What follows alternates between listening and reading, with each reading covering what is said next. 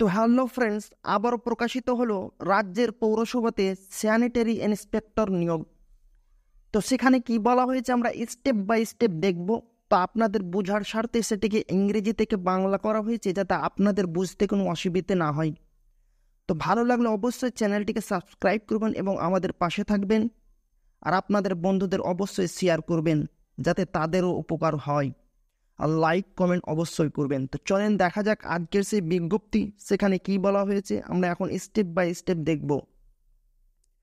তো প্রথমে দেখেন, রাজ্যের পৌরসভাতে স্যানিটারি ইন্সপেক্টর নিয়োগ। রাজ্যের 19টি পৌরসভায় স্যানিটারি ইন্সপেক্টর পদে কর্মী নিয়োগ বিজ্ঞপ্তি প্রকাশ করা হয়েছে। এখন আমরা স্টেপ বাই স্টেপ দেখব সেখানে কি বলা হয়েছে। তো চলেন দেখা যাক।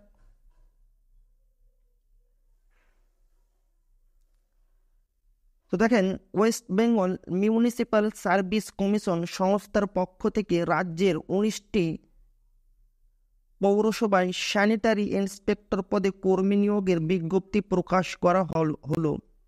যে কোনো ভারতীয় নাগরিক অর্থাৎ পশ্চিমবঙ্গের প্রতিটি জেলার চাকরি প্রার্থীরা পৌরসভা ভিত্তিক শূন্য পদে চাকরির জন্য আবেদন জানাতে পারবেন। পুরুষ এবং মহিলা উভয় প্রার্থী আবেদনযোগ্য। পদের নাম রয়েছে স্যানিটারি ইন্সপেক্টর। শূন্যপদ রয়েছে 19টি। শিক্ষাগত যোগ্যতা কি লাগবে? তো চলেন দেখা যাক। শিক্ষাগত যোগ্যতা, রাজ্য সরকার স্বীকৃত যে কোনো বিদ্যালয় থেকে ন্যূনতম উচ্চ মাধ্যমিক পাস সহ স্যানিটারি ইন্সপেক্টর ক্ষেত্রে ডিপ্লোমা সার্টিফিকেট থাকা চাকরি প্রার্থীরা এখানে আবেদন জানাতে পারবেন। তো মাসিক বেতন কি রয়েছে? মাসিক বেতন রোপা 2019 আইন অনুযায়ী এই পদে কর্মরত প্রার্থীদের মাসিক বেতন শুরু হবে 28,900 টাকা থেকে। বয়সসীমা কি রয়েছে? 1 জানুয়ারি 2024 তারিখ অনুযায়ী আবেদনকারীর বয়স ন্যূনতম 21 বছরের থেকে সর্বোচ্চ 40 বছরের মধ্যে হতে হবে। তো আবেদন পদ্ধতি কি রয়েছে? অনলাইনের মাধ্যমে ইচ্ছুক প্রার্থীরা নিজেদের আবেদনপত্র নথিভুক্ত করতে পারবেন। এক্ষেত্রে পশ্চিমবঙ্গ পৌর সংস্থার অফিসিয়াল ওয়েবসাইটে গিয়ে অনলাইন আবেদনপত্র পূরণ করতে হবে। আবেদনপত্রে সমস্ত তথ্য সঠিকভাবে পূরণ করার পর প্রয়োজনীয় নথিপত্রগুলি আপলোড করতে হবে। সবশেষে আবেদন ফি জমা করে আবেদনপত্রটি সাবমিট করতে হবে। তো আবেদন ফি, অসংরক্ষিত শ্রেণীর চাকরি প্রার্থীদের প্রসেসিং ফি সহ 200 টাকা আবেদন ফি জমা করতে হবে। সংরক্ষিত শ্রেণী চাকরি প্রার্থীদের কেবলমাত্র প্রসেসিং ফি 50 টাকা জমা করতে হবে।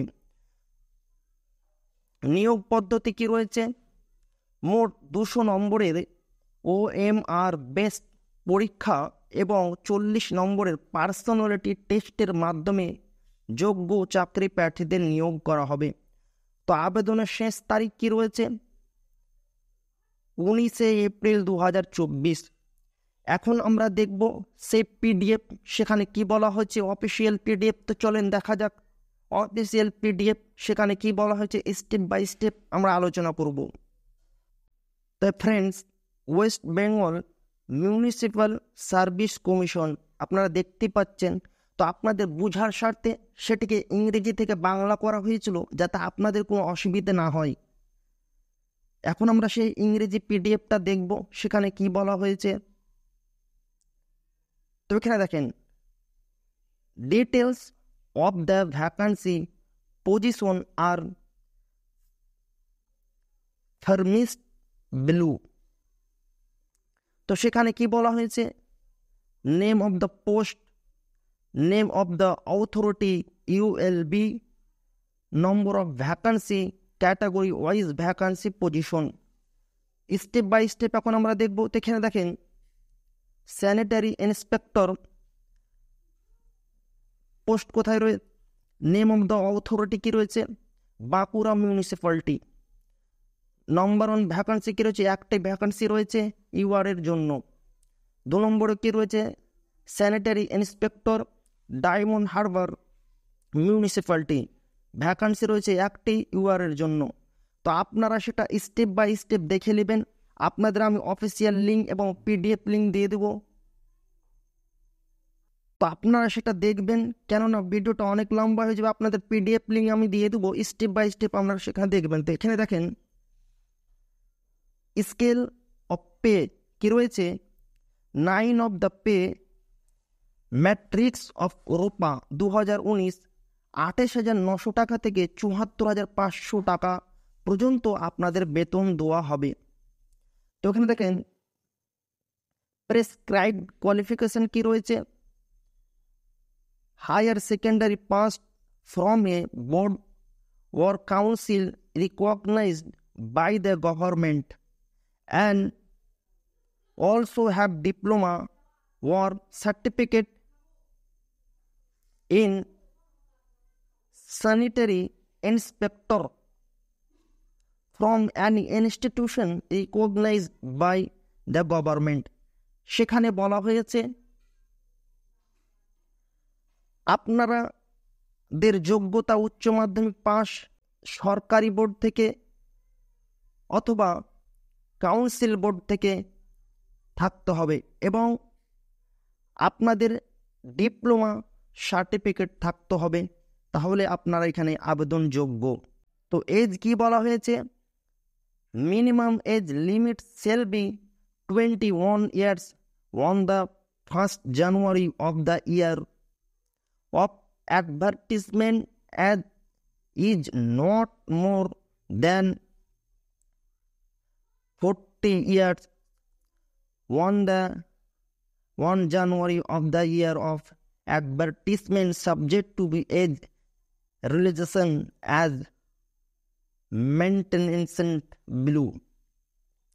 এখানে বলা হয়েছে আপনার বয়স 21 বছর থেকে 40 বছরের মধ্যে হতে হবে, তাহলে এখানে আপনি আবেদন করতে পারবেন। তো এখানে দেখেন uploading of documents and certificate, documents regarding essential qualification, descriptive qualification, age, caste, PWD certificate must be scanned and uploaded along with online application. Bona fide certificates issued by competent authorities must be obtained within the closing date of advertisement। তো অবশ্যই আপনাদের qualification, age, caste certificate ওই সবগুলো এখানে আপনাদের আবেদনের সময় upload করতে হবে।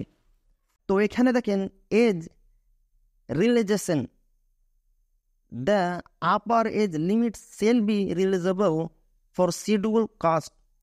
এখানে বলা হয়েছে SC ST যারা রয়েছে তাদের 5 বছরের ছাড় এবং যারা OBC রয়েছে তাদের 3 বছরের ছাড় দেওয়া হবে এবং যারা প্রতিবন্ধী রয়েছে ওইখানে যে বয়স ছিল, আপনারা হয়তো এখানে দেখেছেন এখানে বয়সের কথা বলা হয়েছে 21 থেকে 40 বছরের মধ্যে, কিন্তু এখানে বলা হয়েছে যারা প্রতিবন্ধী তাদের কিন্তু 45 বছর অবধি, কেননা তারা প্রতিবন্ধী তাই।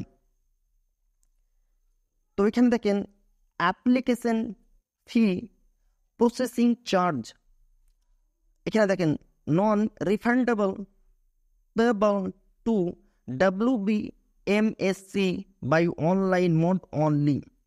অনলাইনের মাধ্যমে আপনাদের টাকা দিতে হবে।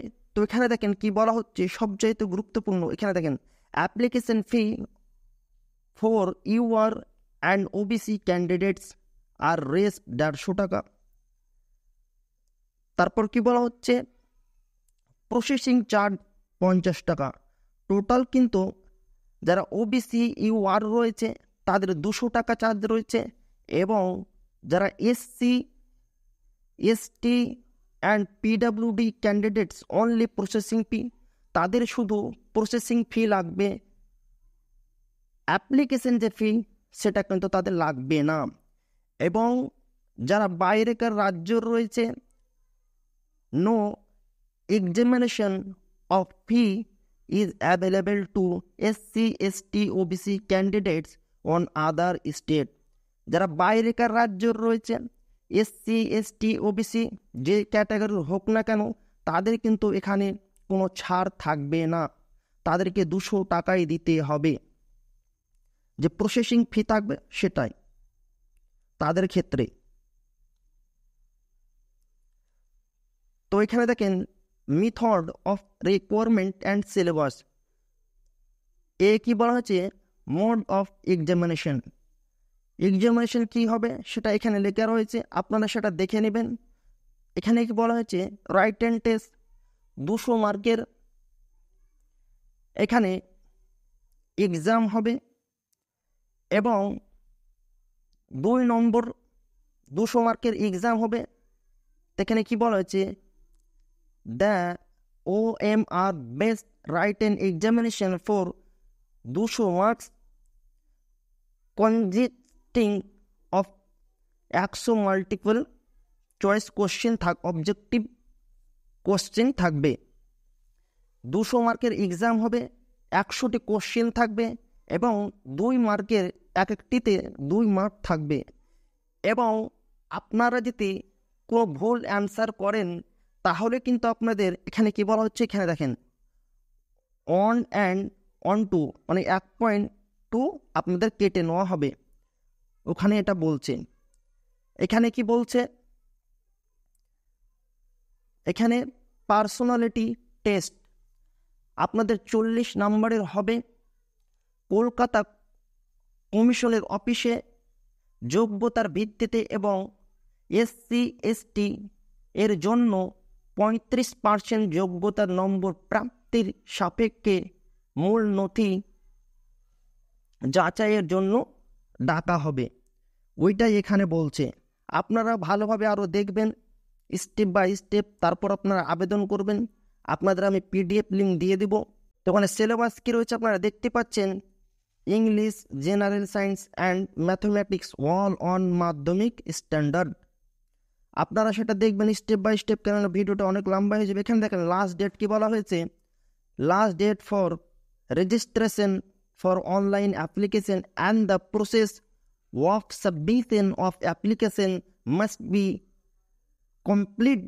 এখানে বলা হয়েছে 19/4/2024, 19/4/2024 কিন্তু লাস্ট ডেট রয়েছে। আপনাদের আমি অফিসিয়াল লিঙ্ক এবং PDF লিঙ্ক দিয়ে দিব, যাতে আপনাদের বুঝতে কোনো অসুবিধা না হয় আর কোনো অন্য ভিডিও দেখতে না হয়। তো ভালো লাগলে অবশ্যই চ্যানেলটিকে সাবস্ক্রাইব করে আমাদের পাশে থাকবেন। আবারও দেখা হবে একটা নতুন ভিডিওতে।